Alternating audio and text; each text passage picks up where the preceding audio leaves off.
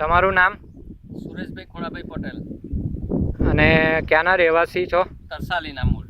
અચ્છા, અને તમારું અહીં ખેતર છે? હા. ખેતરમાં દિવેલાનો પાક કર્યો છે? હા. તો એમાં તમે કઈ રીતના શરૂઆત કરી હતી? આ જે ખાતર છે મલ્ટીપ્લાયર. હા. એ ખાતરનો મેં પહેલા દિવેલાને પટ આપ્યો હતો. બરાબર. અને પછી મેં 3 ફૂટના ગારે દિવેલા મૂકેલા. બરાબર. 3 ફૂટના ગારે મૂક્યા હતા. હા.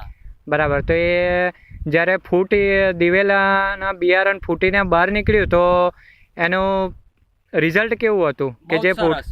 અચ્છા. દિવેલો કમસે કમ 4-5 ઇંચનો મોટો. અચ્છા, બરાબર.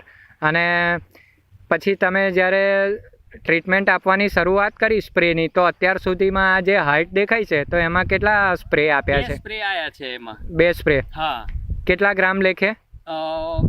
2 ચમચી. 2 ચમચી. હા. બરાબર. ટોટલ 4 પંપ થાય?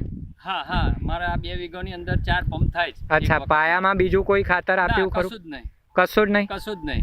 કોઈ પેસ્ટિસાઇડ્સ કે એવું? પેસ્ટિસાઇડમાં તો આ જે ઈયળો માટેની કોઈ હોય દવાઈ જ મારેલી છે. 2 વાર મારેલી છે. 2-3 અચ્છા. વાર. એમાં મલ્ટીપ્લાયર ભેગું કર્યું હતું? હા.